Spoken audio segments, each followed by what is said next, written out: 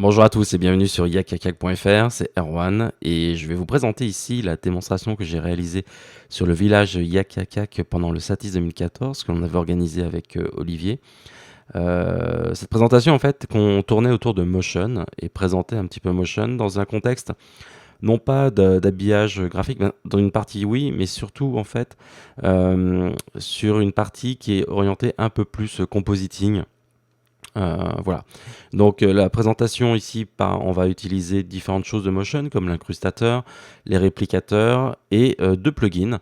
Le premier, ça va être MHUD qui permet d'afficher ce genre d'interface graphique ou bien tout simplement ce genre de choses ici et ici. Voilà. Donc MHUD qui est un plugin de Motion VFX. Et puis toujours chez Motion VFX, je vais utiliser MObject qui permet d'importer des objets 3D. Alors, c'est pas une présentation de MObject, j'ai déjà fait 3 podcasts, 3 Yacasts dessus, qui sont directement disponibles gratuitement. Je crois qu'il y a plus d'une heure et demie de présentation et tutoriel comment utiliser MObject. Là, c'est pour montrer l'intégration de MObject dans une composition, tout simplement. Voilà. Alors, je vais démarrer ici dans Final Cut Pro 10 pour vous montrer l'utilité de MHUD et MObject au sein de Final Cut Pro 10. Mais surtout de MHUD. Par exemple ici, vous voyez cet écran en fait, ça a été généré directement à partir de la librairie de MHUD. Alors cette librairie, vous le trouvez dans Texte ici, et dans lequel on va avoir différents types d'interfaces graphiques. Alors vous voyez, ça ressemble à des choses qu'on trouve dans les films tels que Iron Man, Avengers, ou tous les films de science-fiction. Voilà, à la Tron un petit peu aussi. Donc il y a toute une librairie assez conséquente de différentes formes, vous voyez, de plus de lignes, d'habillage. Le gros intérêt d'utiliser MHUD au sein de Final Cut Pro 10, c'est le fait de pouvoir modifier en fait tous ces éléments. Par exemple ici, si je vais tout en bas, vous voyez, je vais avoir ce modèle-là. Ce modèle-là, en fait, c'est celui que j'ai utilisé ici. Vous voyez, mais je l'ai personnalisé. Alors je vais rentrer dans mon plan composé ici. Et vous allez voir en fait que ce texte qui est là, si je vais dans l'inspecteur, je vais pouvoir entièrement le modifier. Donc là, par exemple, j'ai la couleur du texte que je vais pouvoir, et du logo que je vais pouvoir modifier. On va pouvoir mettre du rouge, par exemple, comme ceci. Et puis, par exemple, là, au lieu de mettre warning, on va mettre danger. Et automatiquement, je vais avoir la mise à jour qui se fait directement ici. Voilà, comme ça.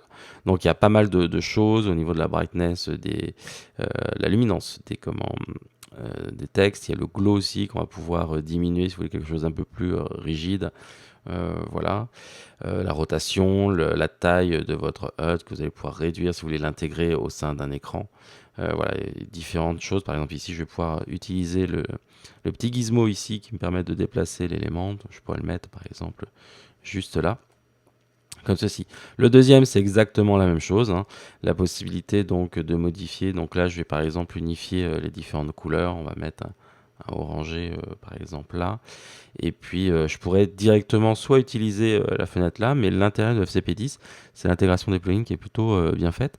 Et donc, je vais pouvoir, par exemple, au lieu de mettre Sati, je pourrais mettre NAB, par exemple, 2014 à la place et l'animation va continuer à se mettre en place.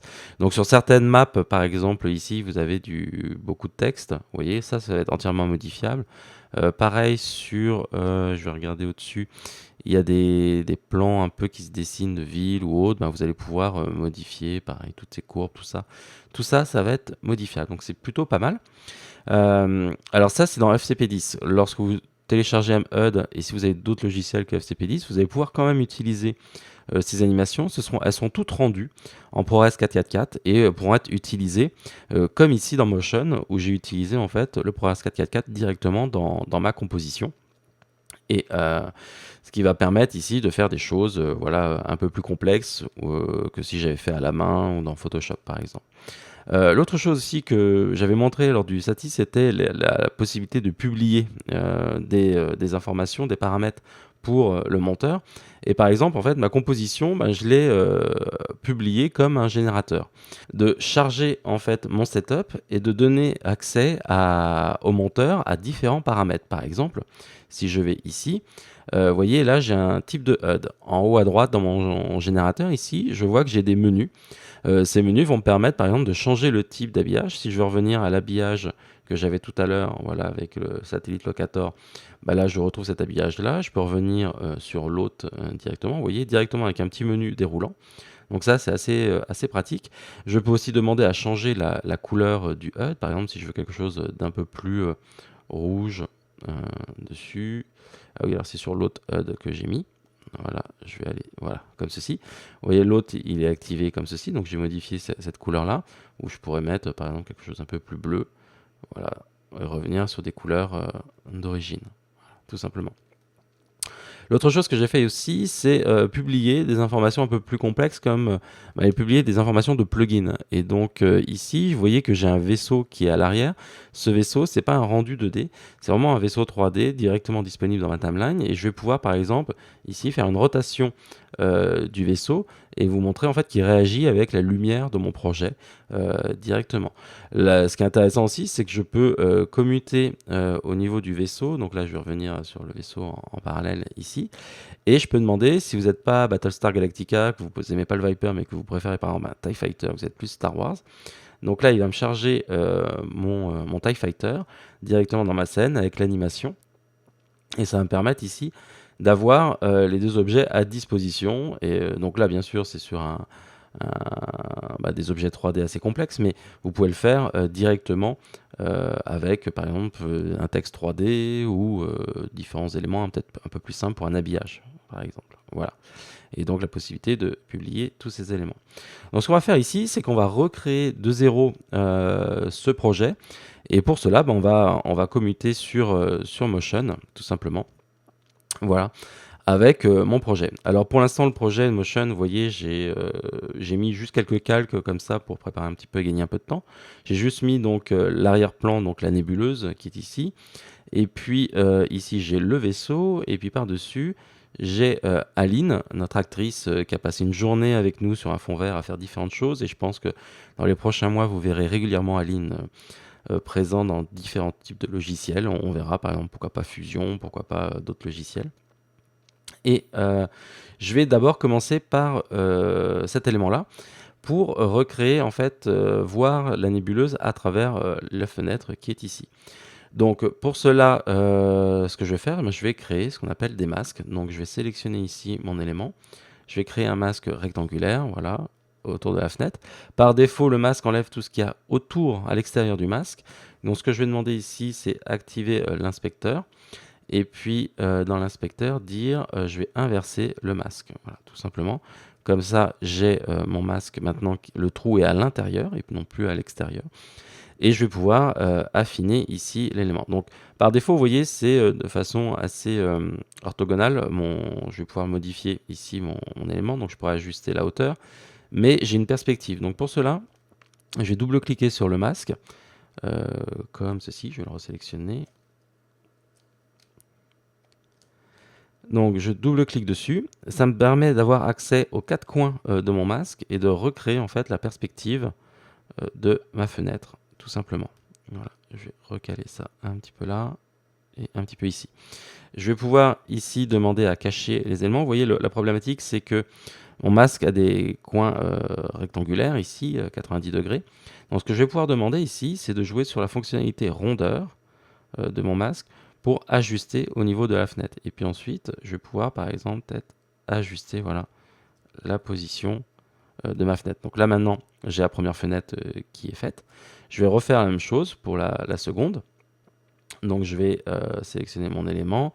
Je vais panner un tout petit peu ici mon élément et tracer un rectangle. Voilà, comme ceci. Par défaut, il ne se passe rien ici. Pourquoi ? Parce que comme j'ai créé déjà un masque, il n'est pas visible. Donc ce que je vais demander ici, c'est au niveau du mode de masque de fusion, c'est-à-dire de croiser mon masque. Voilà, et là je vais pouvoir dire d'inverser aussi mon masque comme ceci.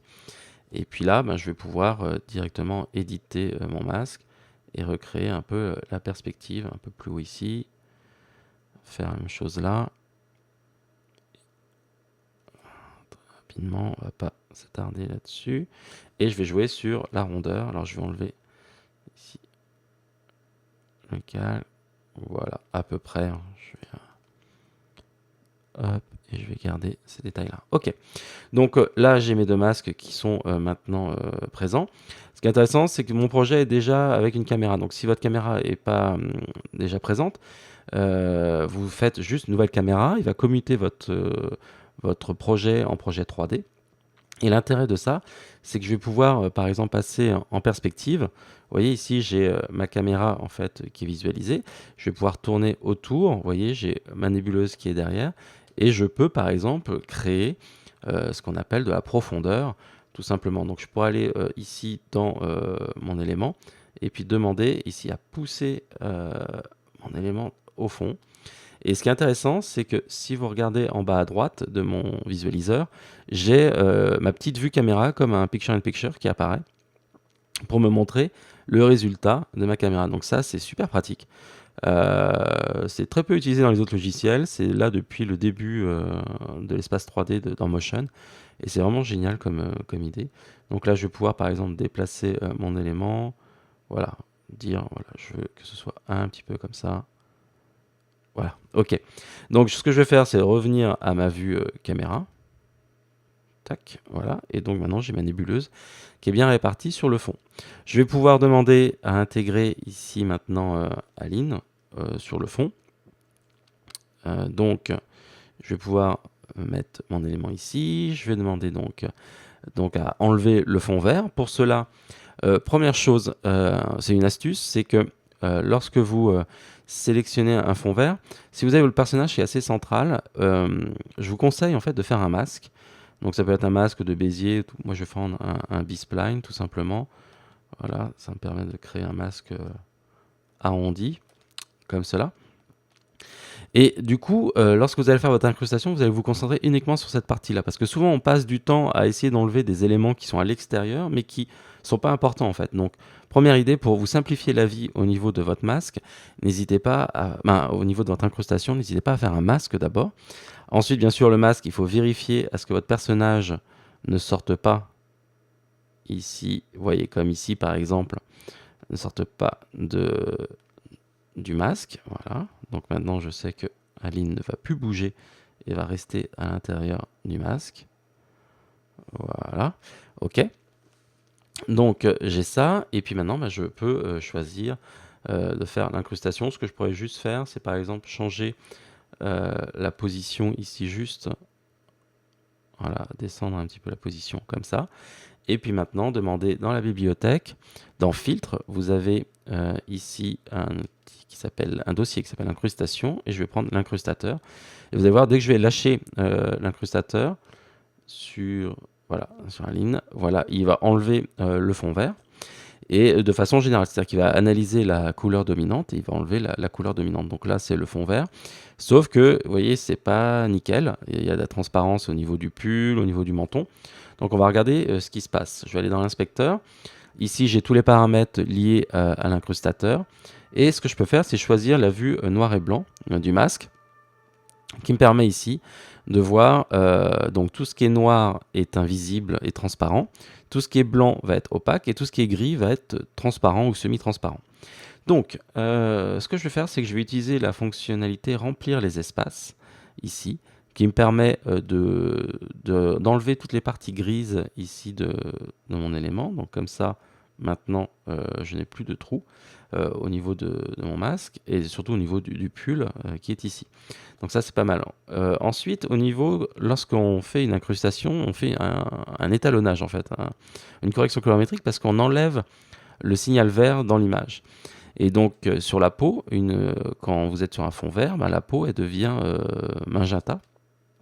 Et donc ce qu'on peut faire ici, vous voyez, si j'accentue ici le niveau de suppression de vert, je vais avoir une couleur magenta qui intervient. Donc ce que je peux faire, c'est aller dans l'autre sens et demander, alors si je vais trop, elle va redevenir verte comme elle était d'origine.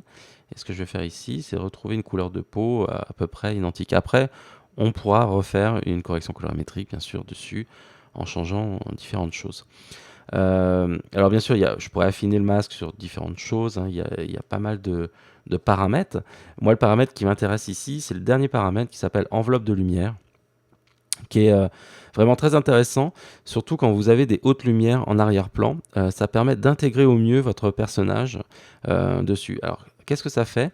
Ça fait en fait qu'il va prendre toutes les hautes lumières et il va les intégrer, vous voyez, au niveau des bras. Donc là, j'ai accentué un petit peu trop, mais c'est pour vous montrer ce qui se passe, c'est-à-dire qu'il va envelopper votre fond vert, votre personnage, avec la luminosité de l'arrière-plan. Donc ça peut être pas mal si vous avez par exemple des lumières, des lens flares, des choses comme ça. Ça permet en fait de recouvrir votre personnage et donc d'intégrer au mieux votre personnage au sein de votre élément. Donc là, je vais diminuer un tout petit peu, je vais pas en abuser.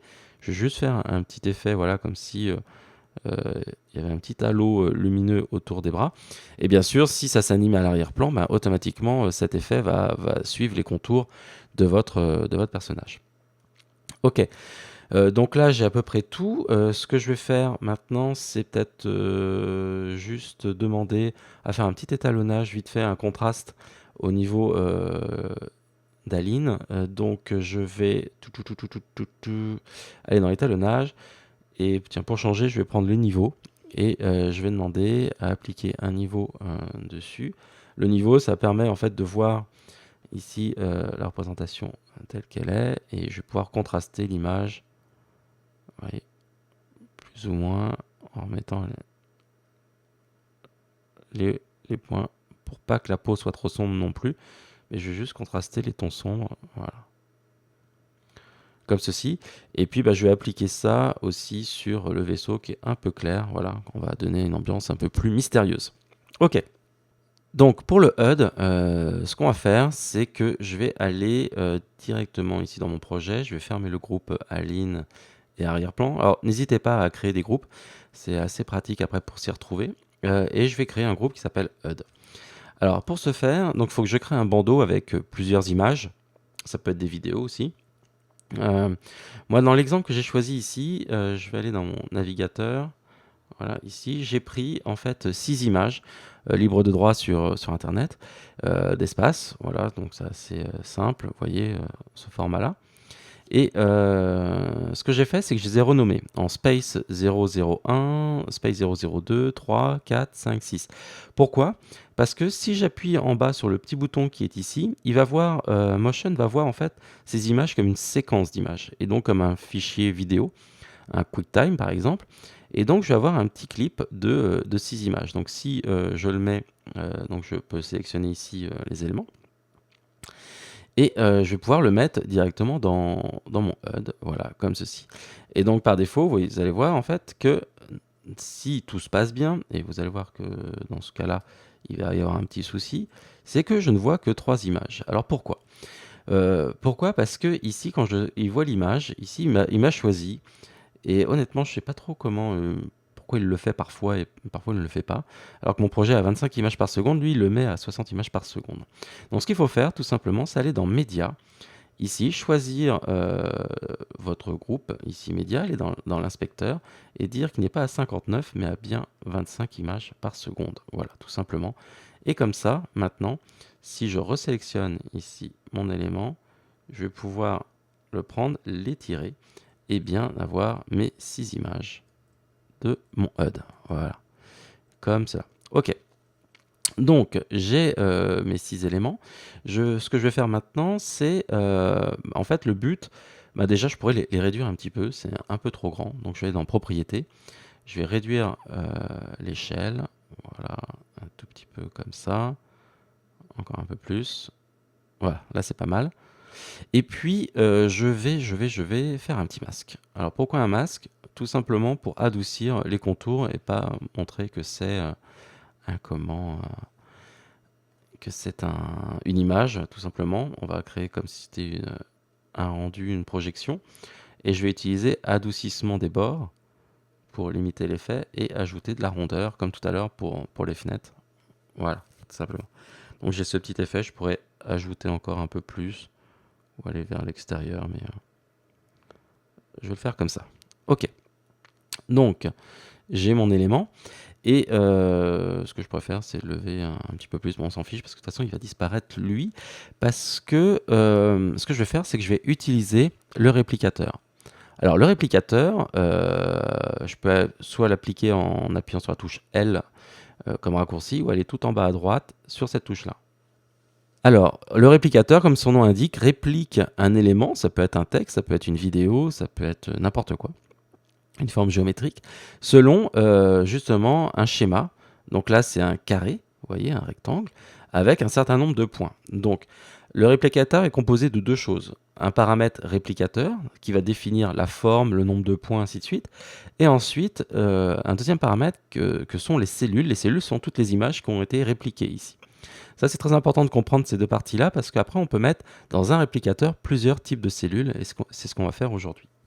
Donc, je vais pouvoir dire, par exemple ici, au lieu d'avoir un rectangle, je peux avoir par exemple un cercle et demander à remplir uniquement les contours de ce cercle-là. Donc, si j'agrandis ce cercle ici, voilà, vous voyez que mes images apparaissent uniquement là. Ou alors je peux choisir autre chose, par exemple une spirale, voilà, ou plein de choses. Donc je peux répliquer selon différentes formes. Moi je vais prendre la version la plus simple, c'est-à-dire une ligne. L'intérêt des réplicateurs aussi, c'est qu'on a un début de forme et un point de fin. D'accord? Un début, entre début et fin. Sauf que ici, vous voyez, j'ai 1, 2, 3, 4, 5. 5 éléments, sauf que moi j'avais 6 images. Donc je vais choisir dans point, je vais dire j'ai 6 images. Ok, donc maintenant je vais avoir 6 images. Et l'autre problématique que j'ai ici, c'est que si je fais play, vous allez voir en fait qu'il me joue en fait les 6 images, la séquence d'images en boucle. C'est pas ça que je veux. En fait, moi j'ai envie d'avoir les 6 images indépendantes qui s'affichent. Alors pour cela, je vais aller dans les paramètres de la cellule et je vais décocher la fonction lire les images, comme ceci. Donc maintenant, si je me déplace dans la timeline, vous voyez, il ne se passe plus rien. Il n'y a plus de lecture de ma séquence. Et ensuite, je vais aller dans le paramètre qui s'appelle décalage de l'image source, qui va me permettre en fait de décaler les images. C'est-à-dire qu'entre les différents nombres de points ici, le premier point, ça va être l'image 1. Le deuxième point, je vais demander à décaler d'une image. Et donc, automatiquement, je vais avoir décalé une image. Et après, vous voyez qu'il va décaler, me montrer en fait mes 6 images directement. Alors, l'intérêt de ça, c'est que maintenant, je vais pouvoir étirer entre le point de départ, ici, vous voyez, et le point d'arrivée, mon bandeau. Donc, par exemple, je vais aller plus par là. Je vais pouvoir jouer dans l'autre sens ici sur l'autre valeur pour avoir la séparation entre toutes mes images directement. Donc, un petit peu comme cela. Hop. Voilà, comme ça, c'est pas mal. Et je vais pouvoir prendre le HUD et puis définir en fait la position en X. Vous voyez, pour voir la première image et dire, voilà, la première image, je voudrais que ce soit celle-ci. Tac. Voilà, qu'on voit toutes les images. Et puis, par exemple, je vais relever un petit peu les images, comme ceci. Ok. La problématique ici, c'est que vous voyez que les images sont pleines. Donc, ce que je vais choisir ici, c'est changer le mode de fusion des images et mettre en ajouter ou écran. Et comme ça, ils vont apparaître en semi-transparence, en fait, en additif. Et comme ça, on va voir les éléments.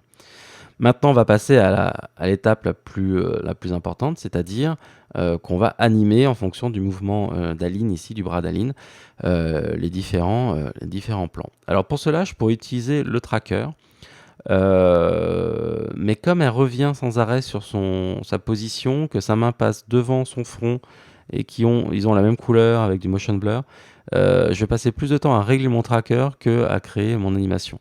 Et donc ce que je vais faire ici, c'est animer manuellement avec quelques points clés. Vous allez voir, ça se fait très rapidement. Alors, comment faire? Ici, déjà, je vais mettre un point clé directement ici. Et puis, je vais me déplacer jusqu'à ce que Aline lève le bras, voilà, et qu'elle lance le départ. Donc, ce que je vais faire ici, c'est que je vais revenir à une image en arrière. Je vais créer un point clé pour bien valider en fait cette portion-là qu'elle ne bouge pas. Et ensuite, je prends un autre point clé là. Je vais jusqu'au bout de son mouvement qui accompagne pour créer un peu l'inertie justement. Il ne faut pas s'arrêter juste quand elle s'arrête là, mais je vais prendre par exemple un point là. Et puis, je vais demander à ce que l'image bouge. Et en fonction du regard, je vais placer par exemple l'élément ici. Je vais chasser l'autre image.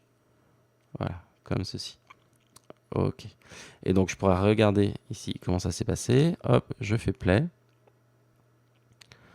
Je regarde l'animation. Tac. Voilà, ça c'est pas mal. Donc maintenant, je vais me remettre au début du deuxième mouvement et je vais faire la même chose. C'est-à-dire que je vais attendre que le mouvement parte ici. Je vais mettre un point clé là. Je vais jusqu'au bout. Voilà, jusqu'ici. Et je redéplace un autre mouvement. Voilà, tout simplement. Et pareil, ben, je vais aller jusqu'au bout. Je vais chasser l'autre image. Comme ça, on va voir les trois images. Je vais continuer à revenir là-dessus. Je reviens. Et là, le mouvement est plus rapide, du coup. Donc, on va dire que là, on crée le point clé. Je vais jusqu'au bout. On va aller jusque là. Allez, boum. Et pareil, je vais décaler l'image. Voilà, comme ceci.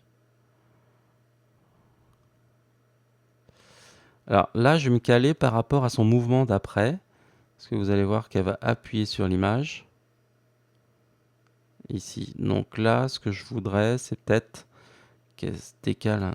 L'image se décale un peu plus là. Comme ça. Quand elle va bouger, voilà. Je vais avoir mon élément. Ok. Donc là, je vais pouvoir lire ici ma séquence. Et ce qui est intéressant, c'est que là, je suis sur un MacBook Pro Retina de première génération d'il y a 3 ans. Et donc, ça lit plus ou moins en temps réel, même pas trop, parce que je suis à 8 images par seconde. Alors que sur le Mac Pro que l'on avait sur le village Yakakiak, j'étais largement en temps réel avec tous les effets. Donc là, l'utilisation des deux cartes graphiques était vraiment très intéressante. Alors, ici, je reviens juste, arrêtons de parler, je reviens juste sur la position. Là, je trouve que c'est un peu bas, en fait. Donc, je vais pouvoir monter la position du bandeau de HUD, voilà, pour être vraiment au niveau du regard. Voilà, et voir si ça fonctionne toujours. J'ai peut-être mis un peu trop haut. Non, ça va. Au niveau du... Voilà, c'est plutôt pas mal même. Ok.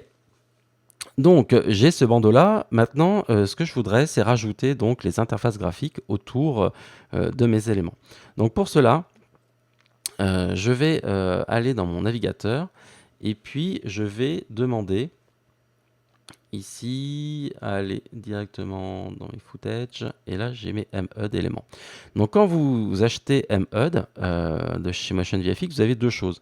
Vous avez le plugin pour FCP10 qui est assez léger, c'est quelques centaines de mégas. Et vous avez à côté un autre fichier, un autre dossier à télécharger, qui là fait plus de 6 gigas, ça doit être entre 6 et 8 gigas, et qui permet d'avoir tous ces éléments en fait présents. Donc globalement, vous avez tout ce que je vous ai montré tout à l'heure dans la librairie, mais là vous les avez en Full HD, ProRes 444 en super bonne qualité avec les différents éléments d'intégration. Donc je vais pouvoir par exemple revenir sur l'élément et puis aller dans complexe, c'était ce que j'avais pris, et j'avais pris satellite locator, donc c'était celui-là que j'avais choisi. Je vais vous le montrer, voilà, tout simplement. Donc je vais prendre cet élément-là et puis ben, je vais le rajouter à mon HUD, tout simplement ici. Alors vous voyez ici, il s'affiche là. Et moi ce que je voudrais, c'est que il s'affiche automatiquement sur toutes mes images que j'ai animées ici. Donc pour cela, ça va être extrêmement simple et c'est pour ça que j'ai choisi ici le réplicateur. Ça vous permet de gagner beaucoup de temps. C'est de pouvoir prendre votre vidéo et vous le glisser directement dans le réplicateur qui est ici. Voilà. Alors ensuite, je vais désactiver celui qui est là. Je vais le mettre au-dessus, ou c'est l'autre que je vais mettre en dessous. Voilà, dans l'ordre. La problématique, c'est que pour l'instant, vous voyez qu'il est assez grand. Donc ce que je vais faire, c'est que je vais réduire la taille de sa source. Ici, faire une mise à l'échelle un petit peu comme ceci. Voilà. Tac. va faire ça. Voilà, c'est pas mal. Et donc du coup, maintenant, je vais avoir ici mon animation et tous mes HUD qui vont être affichés par-dessus automatiquement. Donc c'est là l'intérêt d'appliquer du HUD quand vous faites des choses un peu complexes. Ben, très vite, vous allez pouvoir animer l'ensemble de vos éléments comme cela. Donc là, j'ai mes éléments, j'ai mes MHUD. Après, je pourrais aller dessus et puis par exemple appliquer petite correction colorimétrique, par exemple, touc, étalonnage, mettre teinte saturation, par exemple, dessus. Et je vais pouvoir changer la teinte de mes éléments, vous voyez, directement comme ça. Donc ça, c'est le paramètre que je pourrais, par exemple, appliquer sur ici, publier ce paramètre-là, par exemple ici, pardon. Ici, je pourrais publier ce paramètre-là pour l'avoir dans FCP10 et pouvoir modifier les couleurs. Voilà. Je vais désactiver. Donc maintenant, ce que je vais faire ici, c'est rajouter donc le vaisseau en fond. Donc je vais pouvoir faire un petit plus là. Je vais dire, on va mettre Starship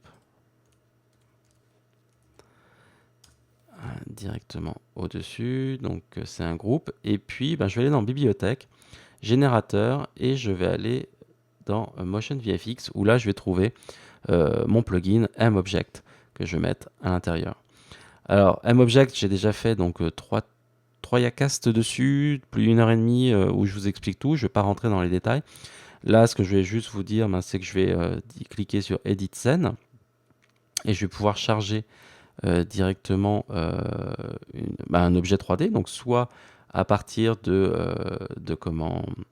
la librairie. Alors il y a un pack spécial Noël qui est sorti il y a quelques jours et qui est gratuit pour tous les possesseurs de MObject, donc n'hésitez pas à le télécharger. Moi, ce que je vais faire ici, c'est importer un objet 3D. Donc là, dans mes objets 3D, j'ai ici... alors j'ai deux types, c'est des formats OBJ, soit le TIE Fighter, soit le Viper. Je vais prendre le Viper parce que je suis un peu plus Battlestar que Star Wars. Alors ça charge, c'est un objet assez complexe qui a beaucoup de textures, mais qui est plutôt pas mal.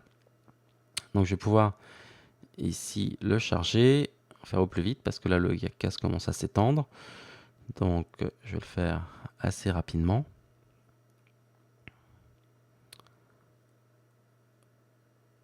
Voilà. Ok, il n'a pas trouvé quelques textures, mais ça fait rien. Parce que vous voyez, l'objet est plutôt bien constitué. Alors après, je pourrais utiliser différents éléments pour l'éclairer. Là, ce que je vais demander, c'est utiliser les lumières de Motion. Si j'ai envie de l'éclairer à l'intérieur de Motion, je fais juste OK. Et donc là, il va charger l'objet 3D dans ma scène. Voilà, comme ceci. Et puis maintenant, au sein de mes éléments, je vais pouvoir par exemple aller dans Layer et changer sa position. Par exemple, je pourrais demander à ce qu'il passe, vous voyez, au niveau de la profondeur Z, vraiment derrière. Mais comme ici, je le mets devant, il faut que je mette derrière tous mes personnages. Donc là, je vais prendre mon dossier Starship, je vais aller dans Background et je vais le mettre vraiment entre mon fond et ici mon vaisseau. Voilà, au niveau des calques. Et donc, je vais pouvoir maintenant demander, par exemple, à le repousser donc en Z, voilà, comme ceci. Changer sa rotation. Donc, vous voyez, je peux le faire tourner un petit peu dans tous les sens. Voilà, comme ceci. Et puis, par exemple, dire que à la première image, ici, il va être plutôt par là. Alors sur la vidéo que je vous ai faite, le vaisseau elle est un petit peu à 2 à l'heure.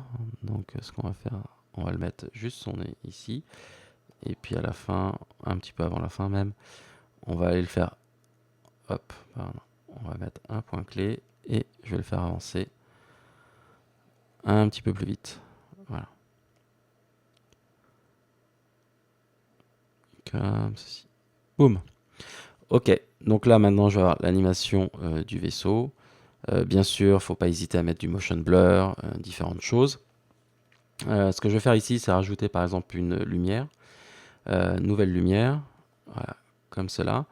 Et puis cette lumière, bah, on va changer sa position. On pourrait se mettre en vue, par exemple en vue de haut, ça pourrait être intéressant. Voilà, donc là je vois ici le vaisseau, j'ai ma caméra. Donc je pourrais demander, vous voyez, à jouer avec la lumière ici et déplacer la lumière pour voir ce qui se passe. Et par exemple demander à rééclairer un petit peu le vaisseau directement ici.